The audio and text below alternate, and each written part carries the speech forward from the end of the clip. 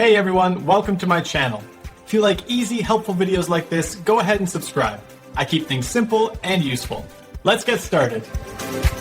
The 2005F error code on a Mac happens during internet recovery. It means your computer cannot connect to Apple's servers. This usually happens because of a bad internet connection. First, check your Wi-Fi signal.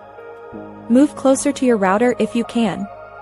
A weak signal often causes this failure. If Wi-Fi does not work, try an Ethernet cable. A wired connection is much more stable than wireless. You should also try resetting your NVRAM. Shut down your Mac completely. Turn it back on and hold Option, Command, P, and or keep holding them until you hear the startup sound twice. Sometimes the issue is your DNS settings. Change your router settings to use Google DNS.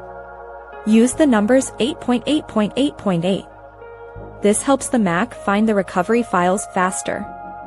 You can also try a different network entirely. A mobile hotspot might work better than your home internet. Make sure your date and time are correct too.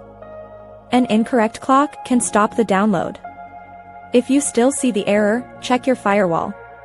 Some security settings block the connection to Apple.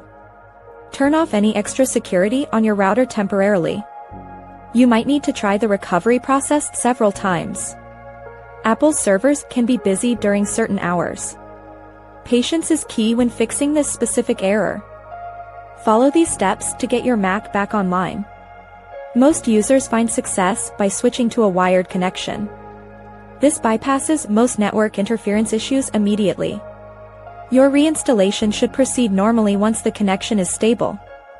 These methods fix nearly every instance of this problem for users. Thanks so much for watching. If you liked the video, tap the thumbs up, hit subscribe, and ring the bell so you don't miss anything new. See you next time.